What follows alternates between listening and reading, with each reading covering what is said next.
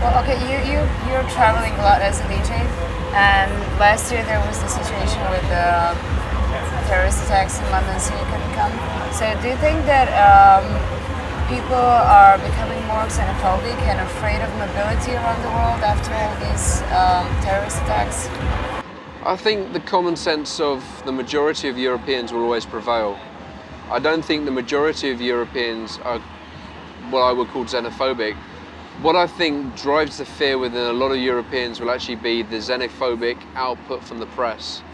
In England there are various newspapers which occasionally I'll read because it's always best to know your enemy, and they are xenophobic, and some of them can be very subtle with their xenophobia. For example, in England there's just been recently a Home Secretary being fired because of foreign prisoners that were allowed back out on the streets and weren't deported. And it's just absolutely crazy because, like, why is a foreign prisoner that's raped someone more dangerous than an English prisoner that's raped someone that's also been let back out on the streets? So I call that a subtle form of xenophobia. I don't think Europeans are xenophobic, and I think I have faith in integration. I really do. I have to, really, because otherwise what's the point, you know? Yeah. Do you know that people in Serbia, especially young people, cannot travel because there's so many complications in getting a visa and the whole procedure? Yeah. What do you think makes Serbian youngsters different from other, the rest of let's the say, world? European? Well, what I've known from is I've got a few Croatian friends as well, and I know they find it very difficult also to travel because they need visas as well. I don't know what makes them different, apart from the fact that youngsters might have experienced growing up through a war, and therefore that makes them different. As people, I think people should be taken on spec as a person, but I don't know why. You have to ask the Home Office in the UK why that's the case, and other countries. I mean, like, you know, if we're talking about taking Turkey into the European Union, and yet it's difficult for certain countries in former Yugoslavia to come through, it seems a little bit strange.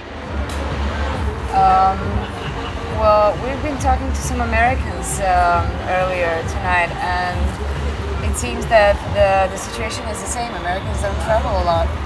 Well, there's a funny fact. I don't know if it's like an urban myth, but I like it.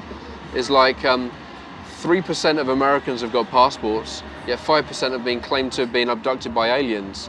So that means that 2% actually travelled illegally. Everything comes down to education. And luckily, I work in an industry which is about music, and a lot of the musicians that I come into contact with are educated. Even if they haven't travelled that much, they're educated, they're not xenophobic, they relate to different minorities, and they see the world in a much bigger spectrum than other people do. But I don't know, it's a strange one, you know? It's a strange one, maybe lack of education. That's cool. Where do you think the technology that's getting more and more involved with our lives will take us in the next, like, 50 years? Will it be something good or something not so It's going to be equal measures because it's designed and made by people, and people are equally evil as equally good. I think technology is fantastic from a DJ's perspective because of the equipment that's coming along now, and it's so exciting. From a communication perspective, it's both good and bad. You can travel now and always being in touch with the people that you care for. At the same time, you can also be with the person that you care for in a restaurant, looking at a phone with a message coming through from someone else. So we're maybe losing contact of how we should communicate with people physically. But I am into technology, and I like to think that technology is actually going to make life better for everyone. Yeah. What about communication in the future?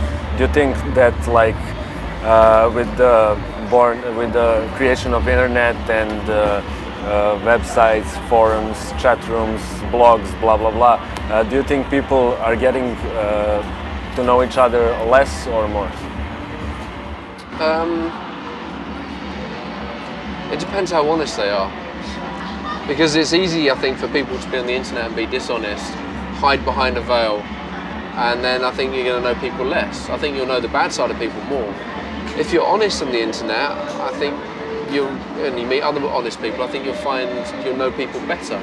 Do you think that if there is a subject like popular music or techno music or something like that in schools, that you could actually learn kids how to make a good song, a good track? You can't teach that. It comes either from you, but you can actually start people off. And actually at school I learned about classical music, Gustav Holst's Planet Suites, and that inspired me. And actually my chemistry teacher lent me my first mixer. So you can pick up a few things, but I don't think you can teach people how to be creative. I think what you should do is you should teach children to make space for themselves to be creative. You can't say this is the right way of doing that, that's the wrong way of doing that, because you know, art creation is all about perception anyway. There is no right and no wrong way. It's how it comes across and it's what makes you happy. And if you're very lucky, you make other people happy with it as well. But there is no right or wrong way, except for